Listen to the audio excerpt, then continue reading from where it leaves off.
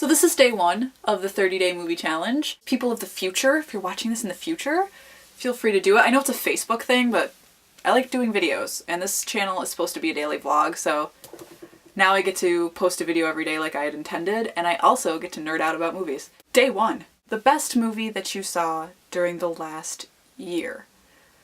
Okie dokie, artichoke. Obviously, I've seen quite a few movies in the past year. I'm picking two. I'm cheating on day one because that's how I do.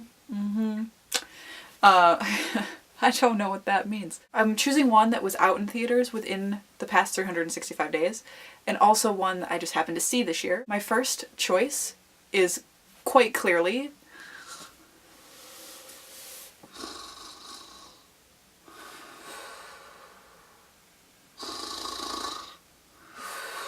My Own Private Idaho.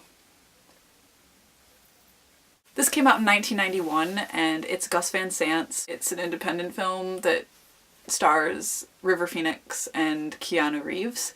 And this is one of those movies where where has this been all of my life? It's funny because it's kind of in the same vein of the majority of movies that I watch. Well, okay. To just divert for a second, I have this weird River Phoenix thing happening in my life. That's a whole nother vlog that is not at all relevant or sane or coherent or anything. But I'd never seen one of his movies before. It's weird. And this was the first one that I watched of his, and I freaking love this movie. I don't even know what to say. Like, you have to just watch it for yourself because it's absurd. It's absurd, but it's not at the same time. I think this is one of the funniest movies that I've seen in a long time. And it's so different, and I love the way that it's edited together. It has a lot of bonus features and things attached to it now, and there's this whole other disc that has interviews and commentary and stuff, which I haven't seen yet, but I've just recently bought it. I'm really excited to watch that because it almost seems like they left some lines in that were either ad-libbed or not meant to be there, and it's just, oh my god. I'm fangirling completely. Gus Van Sant says he based it off of a couple different things, one of them being Shakespeare, which I totally understand, and it's funny because it came out in 1991, which was before Baz Luhrmann did Romeo and Juliet. This was kind of the first, let's take street kids and make them do Shakespeare, as far as I know, was My Own Private Idaho, and everyone's like, Idaho's hell or purgatory or whatever. It's very, this isn't making any sense, but you gotta watch the movie.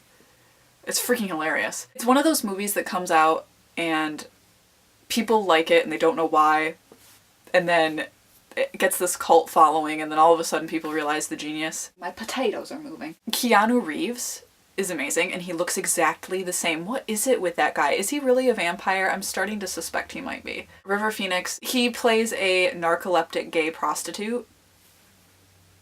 So that's a thing, if you're into that. There's all these absurd animal noises that you just hear through the whole thing. It's just, I don't even know. Flea is in it, from Red Hot Chili Peppers. You just have to experience this movie for what it is. If you don't like it, we can't be friends.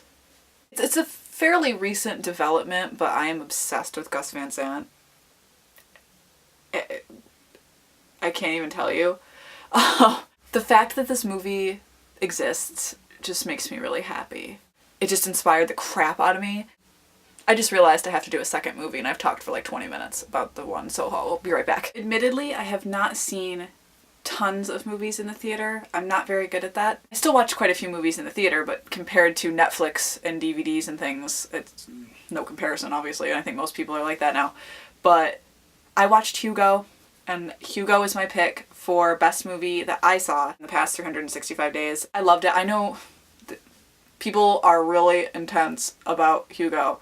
I feel like there's a lot of film snobs out there, I'm sorry, and they either love this movie or they hate it, and it has to do with Scorsese. Just put it aside. Just, this movie was, if you allowed it to be, it was freaking magical. Maybe you legitimately didn't like it, you just thought it was cheesy. That's totally fine.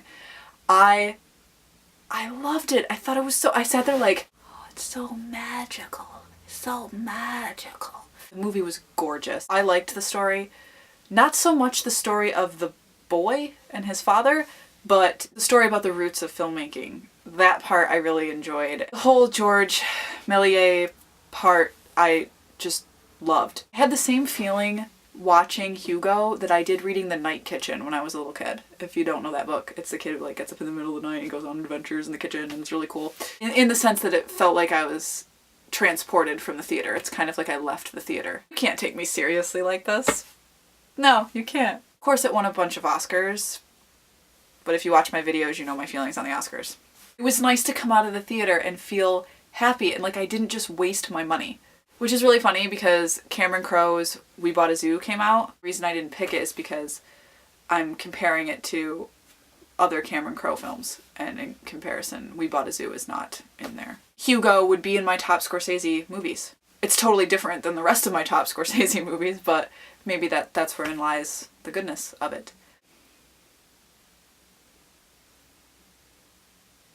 Yeah. Feel free to leave a video response or comments with your best movies that you have seen this year. That would be absolutely lovely, and I'll see you tomorrow with another video. I have to show you this. I found a face. I've named it Fred. Fred. Do aardvarks even make a sound?